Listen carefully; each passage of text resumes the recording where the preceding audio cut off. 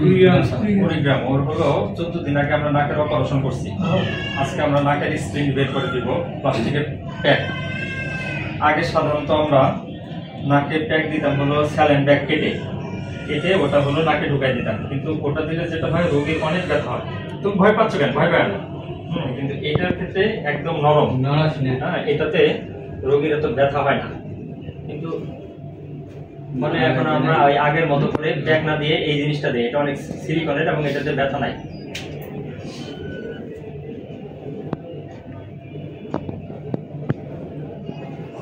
দাদা সুতাটা কাটতেছি।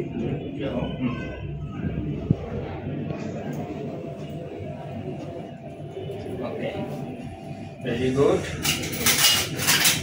এবার তুমি ভয় পেয়ে না, ব্যথা হালকা একটু লাগবে।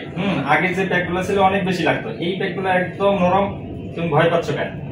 এই যে দেখো, চোখ খুলো, তোমাদের দেখাই। এই দেখো,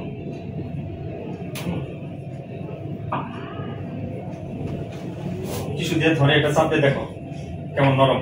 দেখো চাপ দাও, এটা জিনিস, এটা চাপ দিয়ে দেখো কেমন নরম।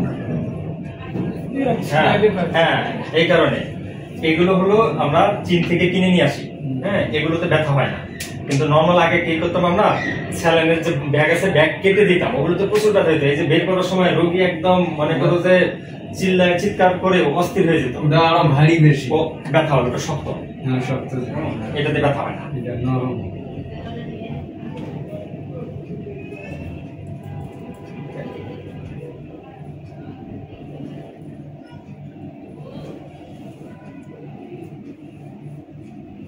ওকে, এই যে দেখো,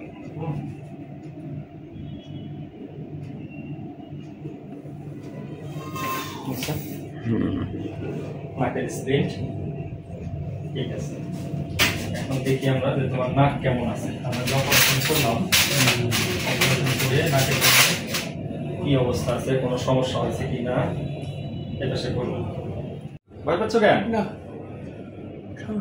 সাহস আছে। খালি বলতেছো সাহস আছে, কিন্তু একদম পিছায় চলে যাচ্ছে ওই পাশে। ঝাড়া লাগবে না না, ওকে, খুবই সুন্দর আছে, খুবই ভালো আছে, আলহামদুলিল্লাহ। একদম নাক সোজা হয়ে গেছে, ঠিক আছে। এই যে আচ্ছা, এটা এখন যত দিন যাবে তত ভালো হবে। আগামী 2-3 মাস সময় লাগবে। 2-3 মাসের মাঝে ইনশাআল্লাহ একদম নাক ক্লিয়ার হয়ে যাবে। অনেক সময় রোগীরা কমপ্লেন করে যে স্যার একবার অপারেশন করলে আবার অপারেশন করা লাগবে না, লাগবে কিনা। না, একবার অপারেশন করলে